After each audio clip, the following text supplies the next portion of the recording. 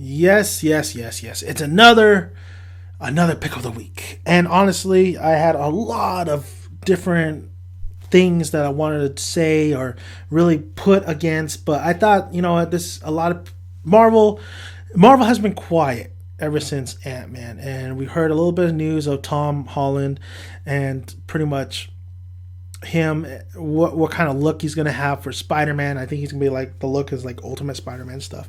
So I figured, why not do another Spider-Man question? It would be nice to do a little bit of Spider-Man question and finally put the rest of what I want to see where people are at today and how they feel. So we've had 3 Sam Raimi Spider-Mans played by Peter Parker, played by Toby Maguire. We've had 3 films. Of course, the third one was such a really negatively criticized by everybody that they decided to do a reboot. And the reboot, we had two amazing Spider-Man films starring Andrew Garfield and directed by 50/50 director, forgot his name. But the question to you fine folks is, who did you like more as Peter Parker / Spider-Man?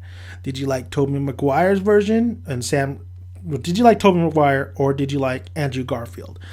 A lot of people said, okay, I hear this a lot. I hear Andrew Garfield is a better Spider-Man, but as Peter Parker, he's just too hip. He's not the Peter I grew up with. While Tobey Maguire was, a lot of people say, the best Peter Parker, but as Spider-Man, he was okay. My thoughts on the matter is, I'm going to go for both. I'm going to do the pros and cons for both, and then I will tell you who I would choose if I had to recast and I can only choose between the two. So let's go to Sam Raimi's first, because that's the ones that really kicked it off, started it all. First of all, not a great casting with Mary Jane Watson and Kristen Dunst. I like Kristen Dunst, but no. But that's another topic for another day. Tobey Maguire as Spider-Man / Peter Parker. When I heard about this and him coming out with the first Spider-Man movie, I didn't really think anything of it. Watching the first Spider-Man, I thought he was really good. I thought, Tobey Maguire did a great job as both Spider-Man and Peter Parker. A lot of the CGI was used for Spider-Man scenes and stuff. I thought Tobey looked really good in the suit. I thought the suit really looked great. It definitely had that campier kind of feel with Sam Raimi. And I always say this, Sam Raimi's universe that he created for that Spider-Man fits in the Marvel they're trying to do today. So him wanting to direct another Spider-Man film, I mean, why not? Give him another chance, because his tone and his feel for that Spider-Man, those Spider-Man films really could fit into the Marvel universe and what they created. But I believe Toby. The problem with Tobey Maguire in those films is how much he cried in those films. He cried a lot. I mean, I know Peter is not the bravest, and sometimes he's a lot arrogant, but then sometimes he's kind of a puss. He really was a puss in those 3 movies, especially the third movie. I don't know how many times he cried, and a lot of people cringe every time they want to do a dance montage with Toby. I don't necessarily think that was Toby's fault. I think that was basically the writing. And come on, Sam, we do not need dance routines in the damn Spider-Man movie. But Tobey Maguire himself being Spider-Man and Peter Parker, I really thought when he got a chance to be cheeky, he was pretty good at it. He had the voice for it. I thought he had the look. I thought he had that geeky kind of look for Peter Parker. He's still not the Peter Parker I imagined. I think I really more imagined of the animated series. But he really did have the look, and he just didn't look like a high schooler in that first movie. High schooler. But Toby by far, to me, really captured why we loved Spider-Man. The nerd who fell in love with the model, who the model fell in love with him, or even the nerd falling in love with Gwen and that whole situation. I mean, the nerd. We want the nerd. It's plain and simple. It's not, you could say all this and all that, but Peter is a nerd, all right? But we sympathize that. We could relate to that. And it's kind of hard to put that out there today because of how much you could call it the nerd pop culture of everything, like, anime, comic books, and all that stuff, and how popular it is. It's just not how it used to be back in the day when you were getting bullied and stuff. Of course, I was never bullied because my school's cool, man. But Toby, I could somewhat relate to him, and I think when his Uncle Ben died, I think that was the best Uncle Ben death in both films, in both series, so to speak, franchises or whatever. I really did think the first Spider-Man with Tobey Maguire and Uncle Ben died really hit home. I mean, I really did feel that emotion. I don't know why. I really did feel that. And I really felt like Toby was trying to be this hero, and you could feel the burden, you could feel the weight of being a hero that it is. So with Toby, I really felt like I could see this guy being like, what? This guy's Spider-Man? But knowing that, yeah, this guy's Spider-Man. It would be a shock, but yeah, it would definitely be, here you go, Spider-Man. Here you go, Toby. Good job. The villains that he fought as well was Doc Ock, Venom, Green Goblin a lot. I thought he had great chemistry with a lot of the actors and stuff. That him and James Franco were fine. I think of course they say Spider-Man 2 was the best out of all the films. I thought Doc Ock was a great villain, but I thought Toby definitely had good chemistry with a lot of these characters. I wouldn't say Venom because Venom was hardly ever in it, Topher Grace, but overall I think Toby did a great job. I think what he was handed, he did a good job with it. If there is some moments where he's a little bit like you kind of wanted him to be a little bit more manly because he is evolving and he has become, once he's done with Spider-Man, once he is Spider-Man, he's gotten a lot more confidence and stuff. And in Toby, it seemed like he never really evolved as a character. He really just stayed. He really was taking back steps every single time, every film that we entered, like big back steps. Like he never changed as personality or character. So that was the kind of the fault of the writers and the director. But I felt like Toby himself, he was fine in the role. I really did like Toby in it.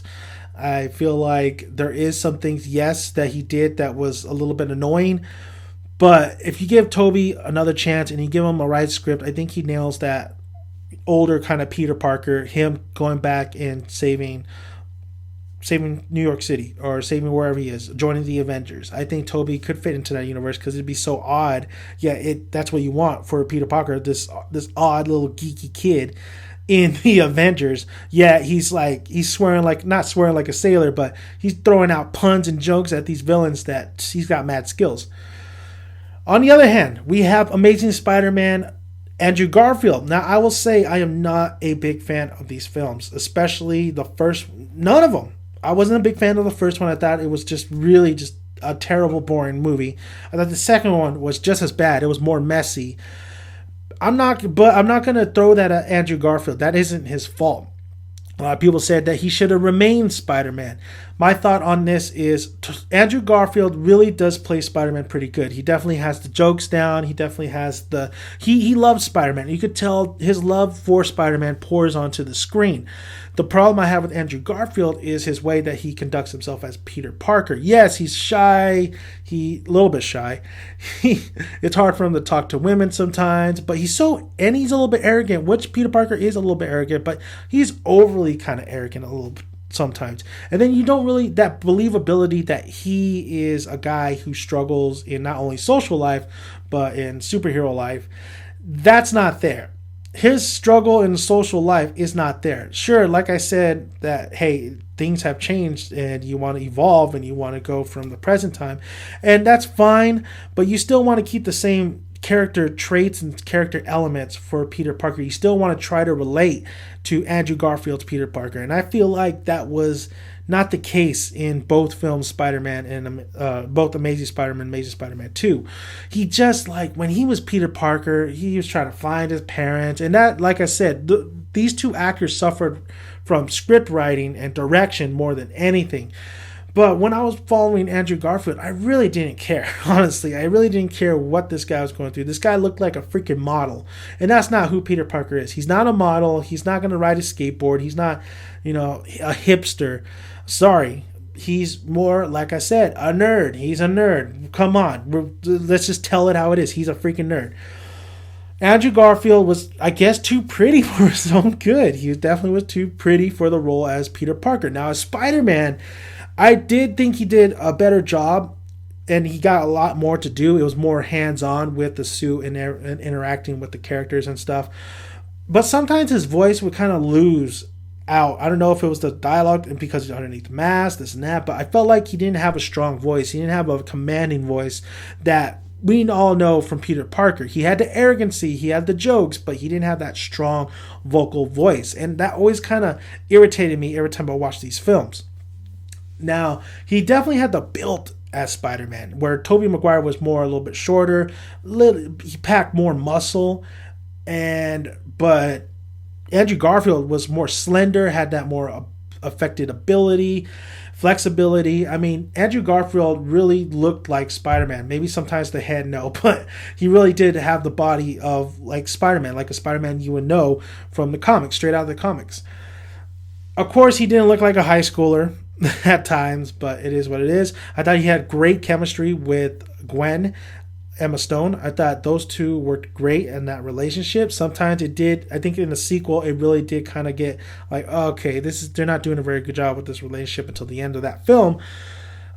He had the villains in Amazing Spider-Man were probably the weakest in my opinion. They were definitely the weakest from Sam Raimi's Spider-Man, and his interaction with a lot of the villains, it really felt like it was a one-off. You could tell like it was a one-off kind of movie where, okay, the villains are here, but you never felt any connection between him or the villains. You never felt that kind of sense of, yeah, these two, that epic kind of chemistry kind of fight that you got kind of in Sam Raimi's. You got like, they didn't really explore these two, like Peter Parker, Spider-Man, or any of the villains really coming together. Like, let's say the Lizard, yes, Doc, he did know him previously, but I never felt like I never really cared. I never really cared, if that makes sense, when he did fight with these villains, Andrew Garfield, because there was really no setup, there was really no interaction between him and the villains where it made you care, it made you want root for him, because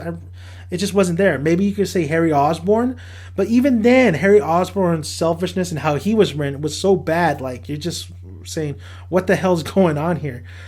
Overall, though, if I had to choose, and if I was making a casting call, I would probably choose Toby Maguire. I think I would give this guy another shot because not only his universe, but his overall, how he looks, how he acts. If you give him the right script, if you give him the right material, I think he nails Spider-Man and Peter Parker. And I think you could do that. You could definitely do that. If they didn't ever casted Holland, I think you could have done Sam Raimi's Spider-Man, and I think Sam Raimi would be more than happy to come back to direct one film. Of course, I don't like Sam Raimi and how he doesn't like Venom, because Venom is the most coolest character on there. Or where's Craven, and I know he wanted to do Vulture or whatever. How about Carnage? Oh, let's see Carnage as well. But I would choose Tobey Maguire because I feel like I connected more with him, and that's not because it was the first Spider-Man movies that came out. It's because they really did a better job. Him and everybody else did a better job of making us feel 3 films in, we know this character. But there was, like I said, he didn't really evolve from the first film. He really kind of sustained. He was still there. He was still in the middle. He never really became this animated Spider-Man, the anime series, like I wanted him to be. Where Andrew Garfield, he definitely had pros and cons within him, but I feel like he's not the guy. He's definitely not that Spider-Man that we grew and loved back in the comics or even television shows, even like the MTV television show. I really feel like I was disconnected with Andrew Garfield. So I would cast Tobey Maguire because I think Tobey Maguire would fit in the Marvel Universe, and I think he, like I said, given the script, given some ideas, he would definitely nail it. So, thank you guys for listening. Please tell me who you would pick out of the two, Andrew Garfield or Tobey Maguire, or Andrew Garfield. If you like this video, push the like button, and please subscribe. Would really appreciate it. And comment below. I need to hear you guys' thoughts. Thank you guys for listening. I'm Dan American Dan's son. Until next time, thank you for watching. Pick of the week.